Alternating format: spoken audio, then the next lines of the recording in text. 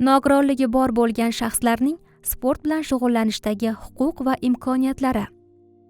Bu maqolada siz nogironligi bor insonlarning sport bilan shug'ullanishidagi huquqlari haqida bilib olasiz.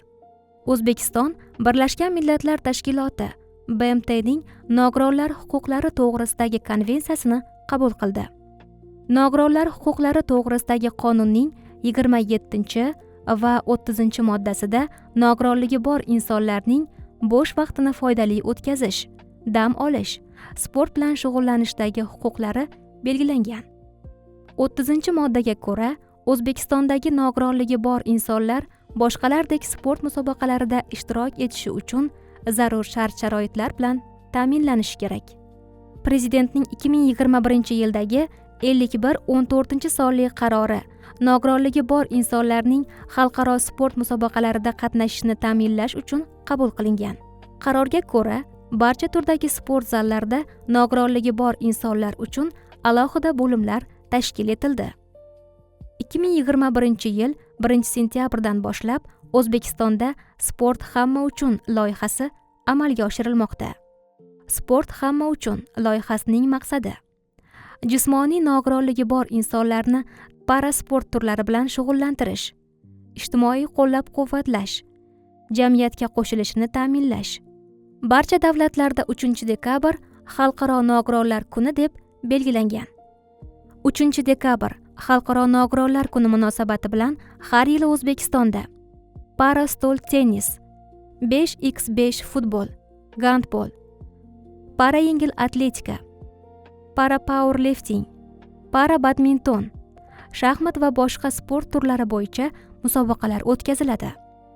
Prezidentning 2023-yil 27-dekabrdagi 410 sonli qarori bilan nogironligi bor insonlarning sport bilan shug'ullanishi uchun yangi imkoniyatlar yaratildi.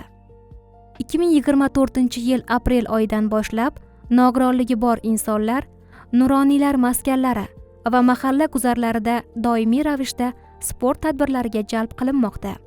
Sport tadbirlariga qatnashmoqchi bo'lgan insonlar haftaning bir kunida tuman, shahardagi sport maktabiga borishi kerak.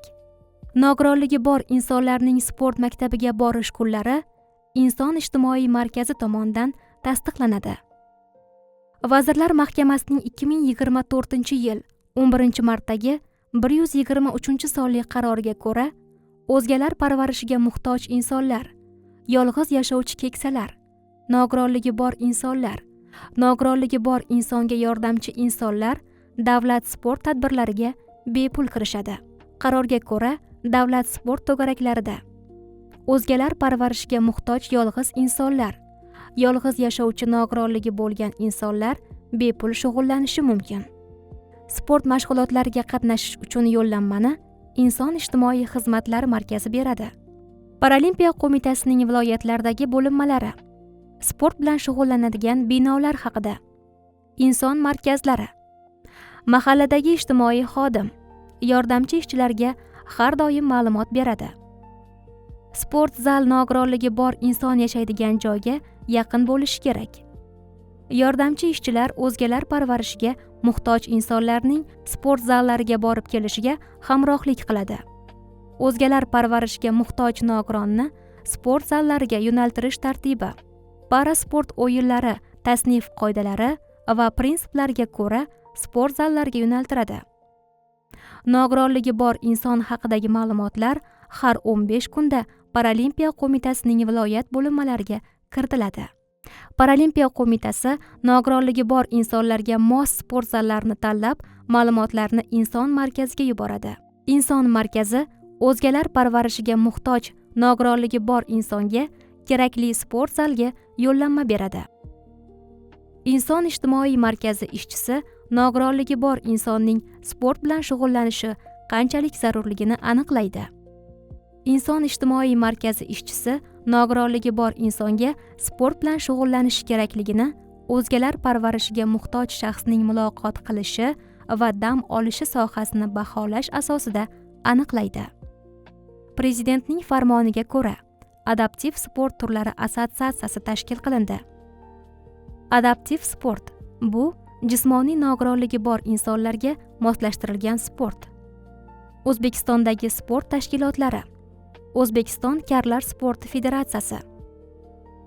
Manzil: Toshkent shahri, Olmazor tumani, Qorasaroy ko'chasi, 35-uy.